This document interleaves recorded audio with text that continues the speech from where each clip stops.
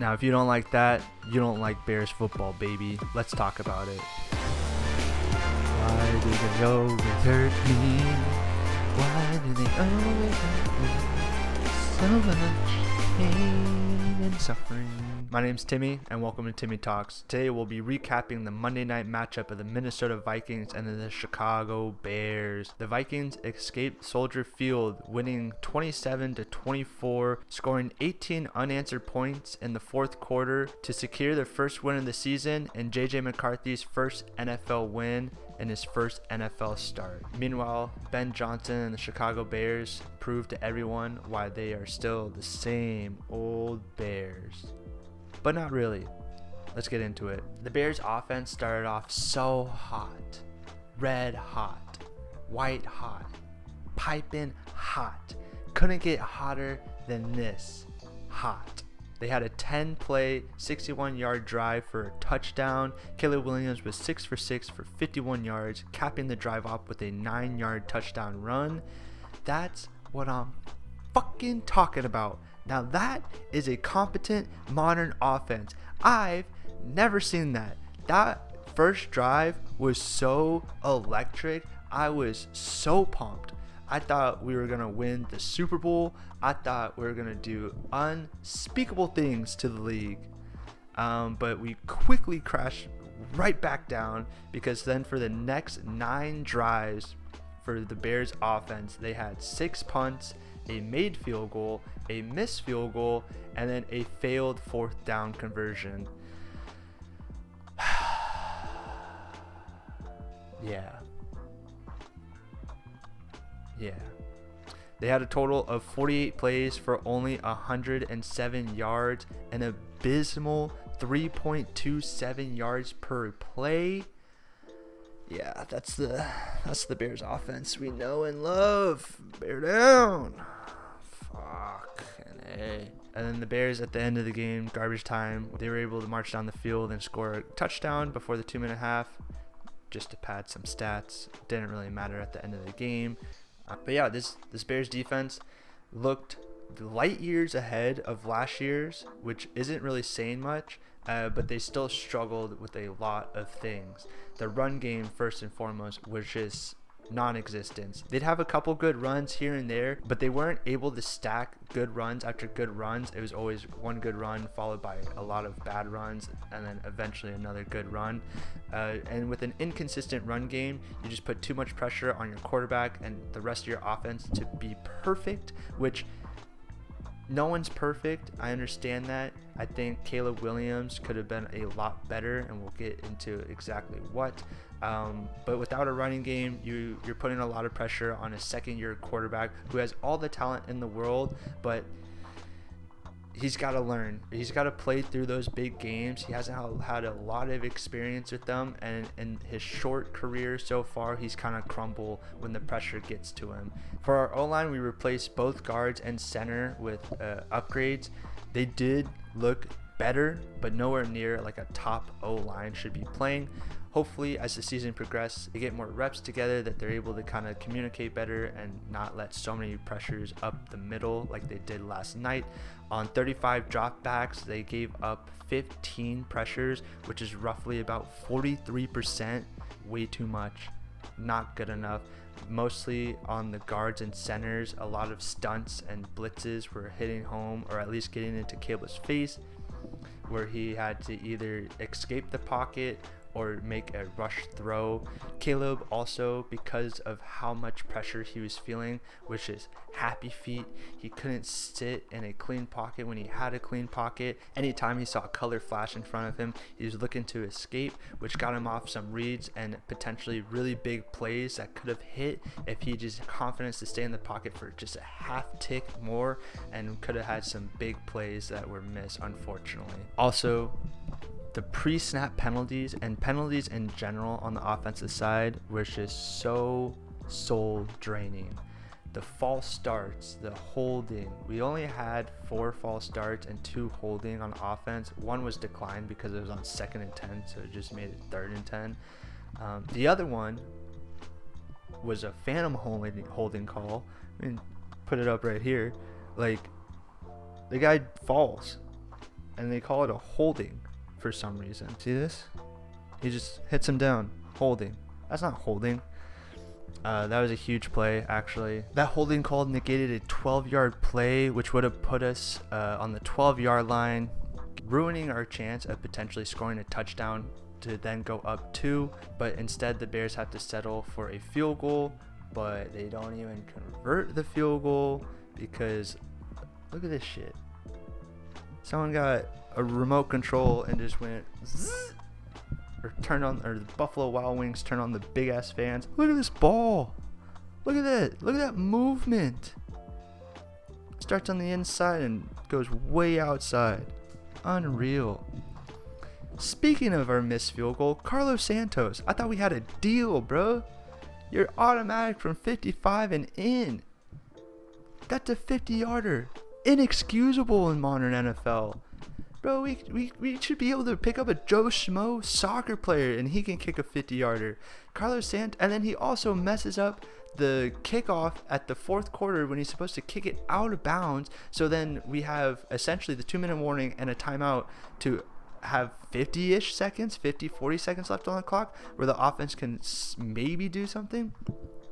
But instead, his limp leg kicks it short. The Vikings are able to bring it out of the end zone, running the clock below the 2-minute warning, negating essentially a free timeout for the Bears.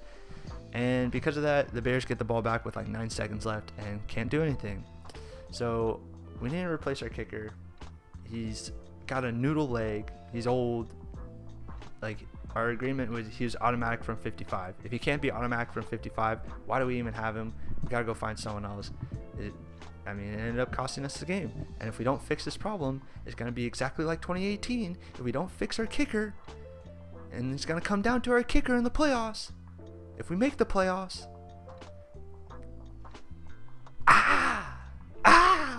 while we're talking about replacing people, I need a new running back as well.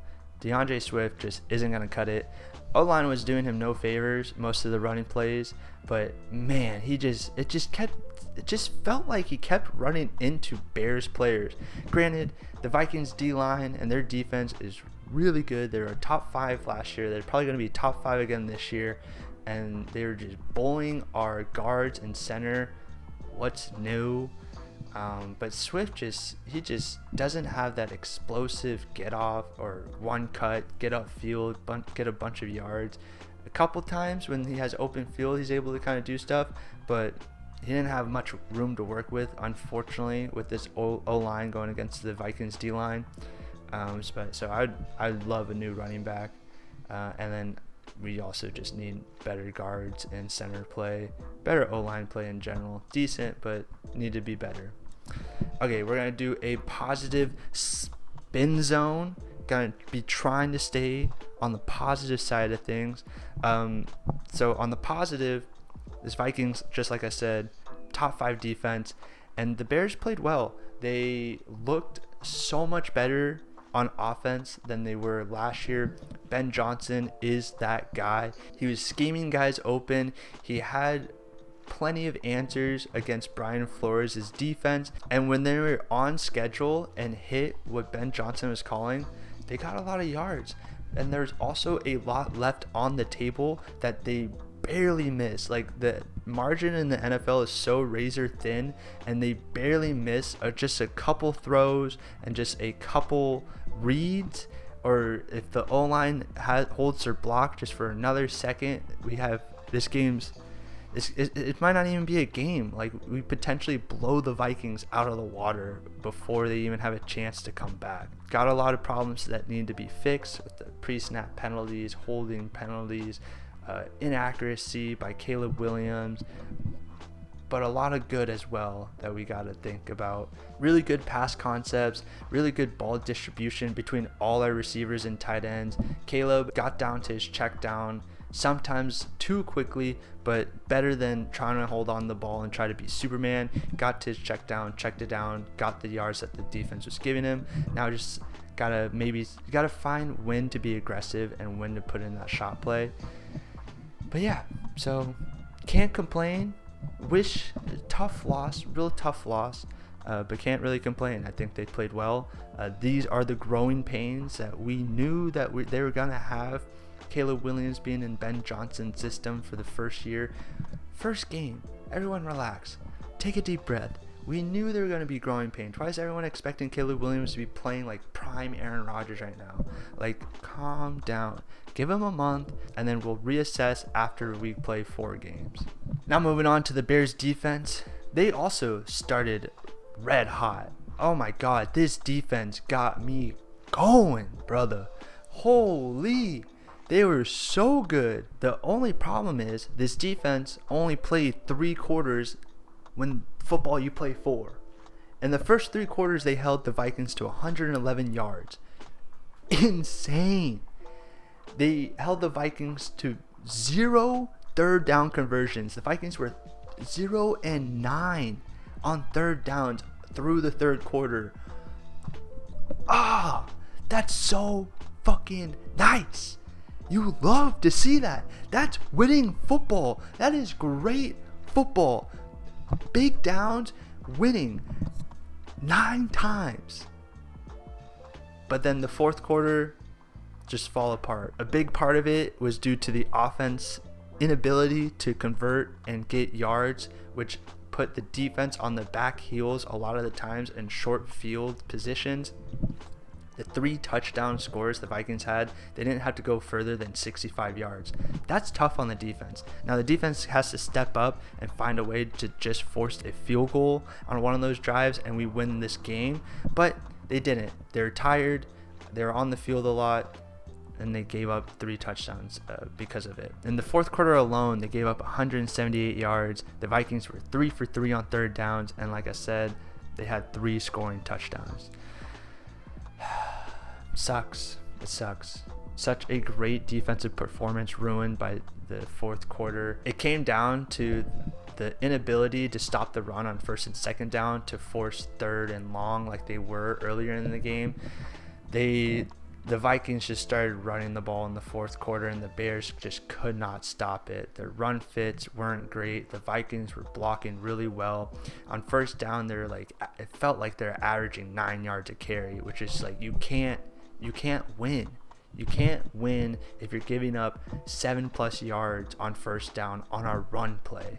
So once the Vikings started going, that opens up their whole playbook. When you have 2nd and 1, 2nd and 2, you can play action, you take a deep shot, you put yourself in a very bad situation having to defend 2nd and short. And then when it came down to third down, they weren't able to pull through in the fourth quarter. They had a really bad PI. I understand that you got to call this PI. I get it, but it's a little soft, honestly. I've seen refs not call this. Obviously, these refs called it. I get it. But this was on 3rd and 1. Huge down. And then the very next play, freaking Kevin O'Connell gets his matchup. He knows we're going man. He gets Aaron Jones on a linebacker. Hits him with a little hezzy. And then beats him over the top for the touchdown. Great play call. Great execution by the Vikings. Unfortunately for the Bears, just came up a little short. Linebackers were tired.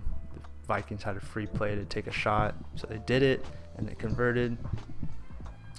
All because of that defensive pass interference on third down.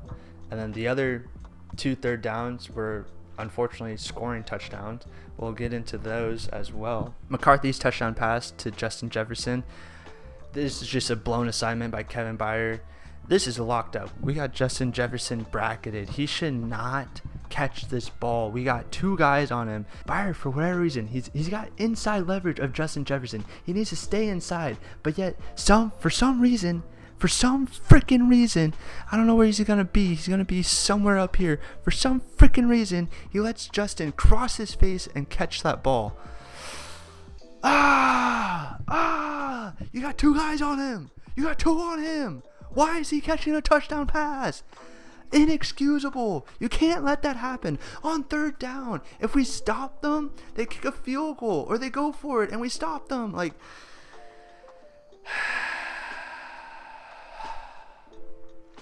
it's okay. It sucks. this sucks. To cap it off, the touchdown run by McCarthy. So this is just a fantastic play call by Kevin O'Connell.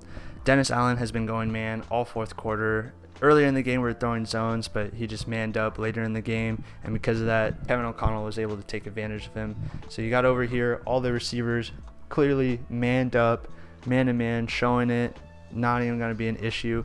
And then on the opposite end, you have one tight end with one safety, no help over here. So then when you have that quarterback read right here, you got Aaron Jones running inside zone. All the linebackers are going to flow to the right, and then on the end, wherever he is, I'm pointing at a green screen, so I'm hoping this is like somewhat the right area. You have Deo Odengbo on the end. He crashes into Aaron Jones, and JJ McCarthy only needs that half step to get to the edge. You have a leading blocking tight end onto a safety. Easy touchdown. What the, like, you can't hate it. Good job. Congrats, Kevin O'Connell. That was a hell of a play call, hell of execution. Got the Bears, got our ass. Good for them. Whatever. I'm not mad or sad. It is what it is. But yeah, the defense played really well. 3 quarters, fell apart in the fourth, and because of that, the Bears lost. But now we're going to do our positive spin zone for the defense. We're missing 3 of our key guys. TJ Edwards, Jalen Johnson, Kyler Gordon. 3 defensive starters that make a huge difference on this defense. Sewell, the linebacker, stepped up, had a hell of a game. Unfortunately, he had Aaron Jones catching that touchdown on him, but man, he was flying all over the field. He really popped out on tape. Dennis Allen got so much out of this team. It's what he always does with his defense when he was the head coach at the Saints. He has a great ability to get the most out of the guys he's playing. I really love the stunts that he has for the D-line that kind of helped generate some pressure. I love the blitz. I love the mug look against JJ McCarthy, who's a rookie quarterback. On third downs, they stacked the line consistently, showed man. Sometimes we dropped out into zone, and then sometimes they played straight up man. So he didn't really have an idea of what was happening. Later in the game, the Vikings were able to give him more time to process and see the defense, see if it was man, see if it was zone, and able to go to their beaters. Unfortunately, that's just how football is. You got to be able to generate pressure. Defense only generated pressure on 35% of dropbacks, which is actually really good, but a lot of them were blitzes. Montez Sweat was like non-existent, but we're staying positive. Odengbo was very good. Now we're just going to get into a little bit of film breakdown, and this is what I'm talking about with the NFL being razor thin margins make a huge difference. First, we're going to show a couple Caleb Williams missed throws. If he hits, changes this game completely. So first up, we got this 3rd and 2nd screenplay. This ball is thrown way behind Roman Dunze, giving him 0 chance to make a move, to make a play, to potentially pick up this first, because the ball is thrown so behind, not able to do anything. Drive stalls out. We punt the ball.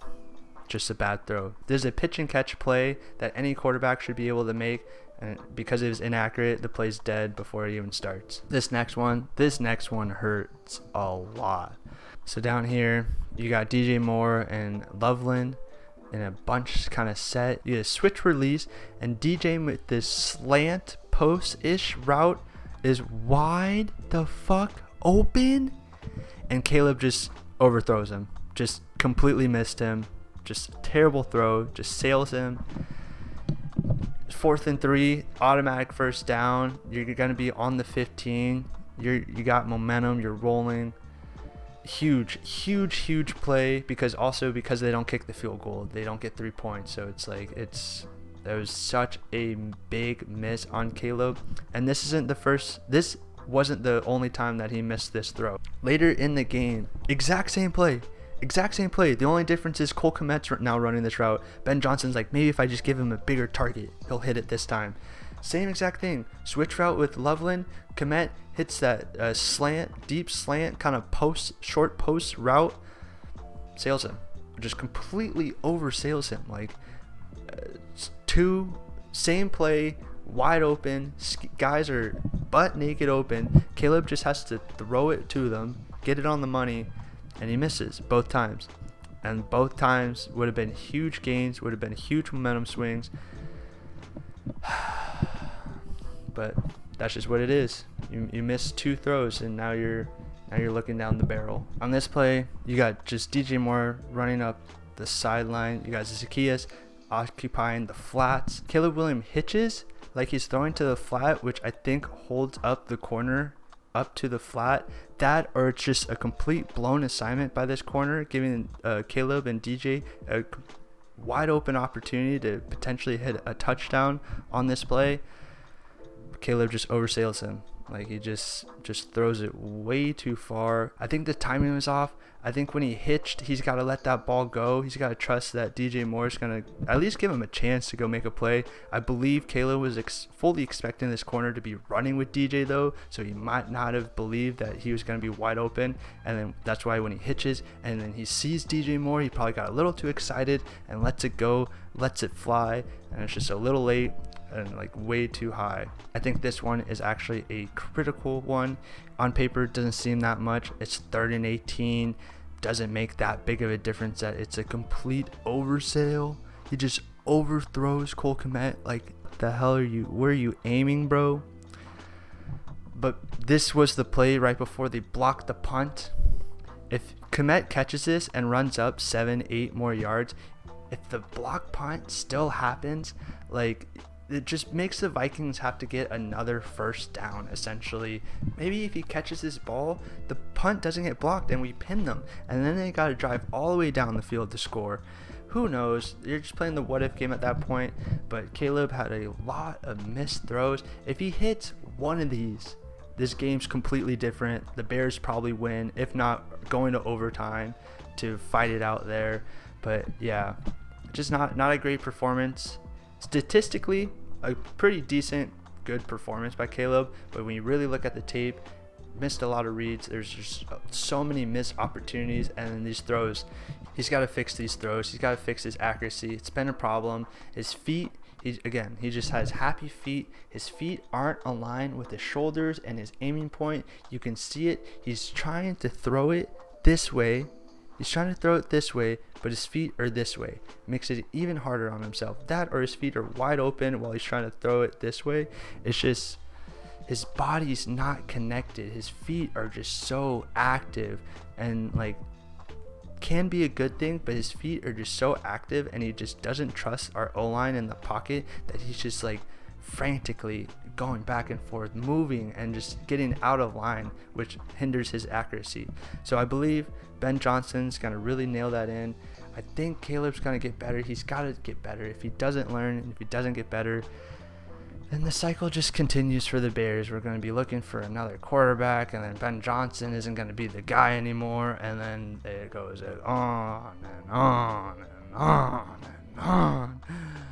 I'm tired of this, Grandpa. I want to get off this ride. But I think we will. I have faith. Only week 1. Again, we got a whole long season ahead of us. If you made it this far, thank you so much for watching. Please leave a like, comment, and subscribe. And we'll see you next video. Bear down, Chicago Bears.